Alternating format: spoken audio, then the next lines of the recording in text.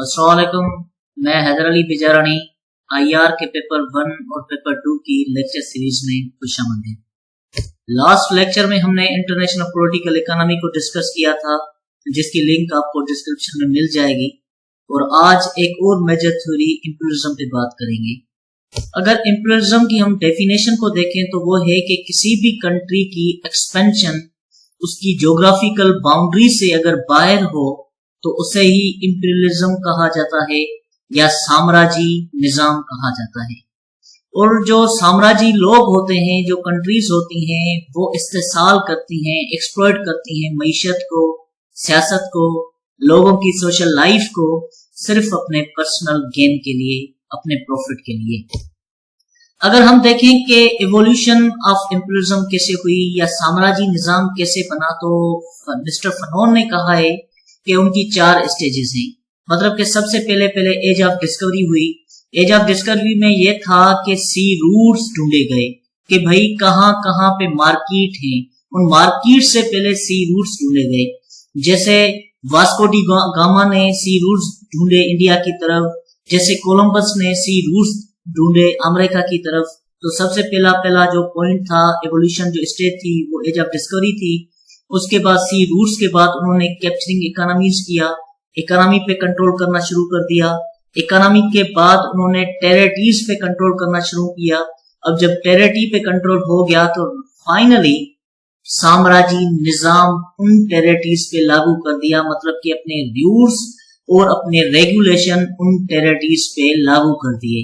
अब इनको अगर हम थोड़ा डीप में देखें, लेट सपोज जब वास्को डी गामा यहाँ पे इंडिया में उन्होंने सी रूट्स ढूंढे थे 1492 में, तो उस वक्त जो इंडिया की जो मार्केट्स थी वो 3 थी। एक इंडिया था, दूसरा सियाम, तीसरा चाइना। तो इन मार्केट्स तक पहुंचने से पहले उनको सी रूट्स ढूंढने थे। जब सी रूट्स ढूंढे तो फिर उन लोगों ने यहाँ पे आने का सोचा। अब जब सी रूट्स मिल गए तो उनके बाद उन्होंने क्या किया कि वो यहाँ पे आए सिर्फ इकोनॉमी को कैप्चर करने के लिए। लेट सपोज कि मैं यहाँ पे अगर आपको मिसाल दूं, जब ईस्ट इंडिया कंपनी इंडिया में आई थी तो उन्होंने कहा कि भाई हम यहाँ सिर्फ ट्रेड करने के लिए आए। तो उनका मोटिव उस वक्त यही था, मतलब कि इकोनॉमी को कैप्चर करना है।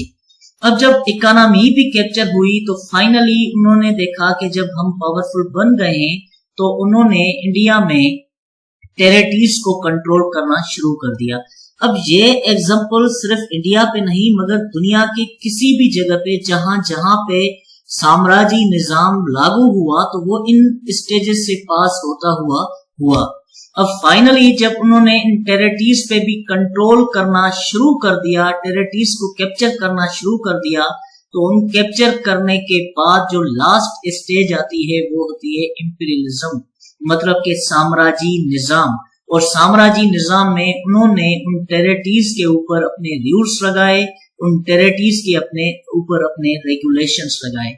तो ये है साम्राज्य निजाम जो इन स्टेजेस से पास होता हुआ यहां तक आकर पहुंचा। अगर हम जैसे मैंने आपको यहाँ पे एग्जांपल दे दिया है इंडिया के पर्सपेक्टिव में कि 15th सेंचुरी में एज ऑफ डिस्कवरी हुई, फिर 1507 से लेकर 1757 तक ईस्ट इंडिया कंपनी ने यहाँ पे इंडिया में ट्रेड किया। फिर कॉलोनाइजेशन हुई 1757 में जब उन्होंने सिराजुद्दौला को शिकस्त दी। उससे लेकर 1857 तक जब उन्होंने फाइनली पूरे इंडिया पर कंट्रोल किया, तो उस वक्त ये जो स्टेज थी वो कॉलोनाइजेशन की थी। वहां पे वो टेरिटरीज को कैप्चर कर रहे थे। और 1857 से लेकर 1947 तक वो इंपीरियलिज्म का दौर था, वो साम्राज्य दौर था, जिनमें ब्रिटिश ने इंडिया के ऊपर अपने कवानीन लागू किए, अपने रूल्स लागू किए, अपने रेगुलेशंस लागू किए।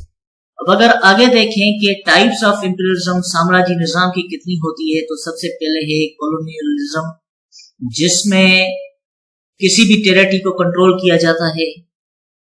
और उसके बाद है न्यू कॉलोनियलिज्म, जिसमें देखें इसमें ये है कि जब डीकोलोनाइजेशन हुई, डीकोलोनाइजेशन के बाद जब उन टेरिटरीज को आजाद किया गया तो उसके बाद इंस्टीट्यूशंस बने, जैसे कि यूनाइटेड नेशन बना, जैसे कि IMF बने।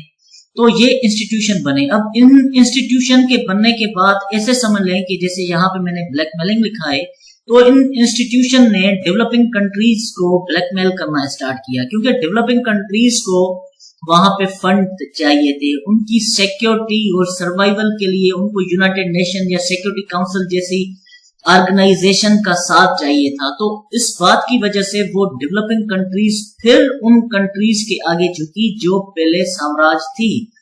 तो ये था न्यू कॉलोनियलिज्म। और लास्ट इस वक्त जो स्टेज चल रही है वो है न्यू कॉलोनियलिज्म, जिसमें हम करंट सिचुएशन को देखें, जिसमें डेवलपिंग कंट्रीज को इकोनॉमी के तहत, आईएमएफ के तहत मुख्तलिफ एक लोन या बिल के प्रोजेक्ट के तहत उनकी इकोनॉमी को, उनकी फॉरेन पॉलिसी को अपने कंट्रोल में किया जाता है। जैसे कि आईएमएफ अगर किसी भी कंट्री को कुछ लोन दे तो उस लोन देने के बाद वो अपनी पूरी पॉलिसीज उन कंट्री को दे देती है कि भाई आपको ये चीजें फॉलो करनी है। तो मतलब कि उस वक्त पहले के जमाने में तो ये होता था कि वो उनकी टेरिटरी को कंट्रोल करते थे, मगर इस वक्त एक ऐसा साम्राज्य निजाम है जहां पे पूरी पॉलिसीज को कंट्रोल किया जाता है। तो ये था इंपीरियलिज्म पे मेरा लेक्चर। मैं उम्मीद करता हूं कि आपको पसंद आया होगा। अगर पसंद आया हो तो लाइक करें, शेयर करें एंड सब्सक्राइब करें। और नेक्स्ट लेक्चर में हम मिलेंगे इंपीरियलिज्म के टाइप्स के ऊपर, ये जो डिपेंडेंसी थ्योरी और इंटरडिपेंडेंसी थ्योरी है। Thank you, that's all.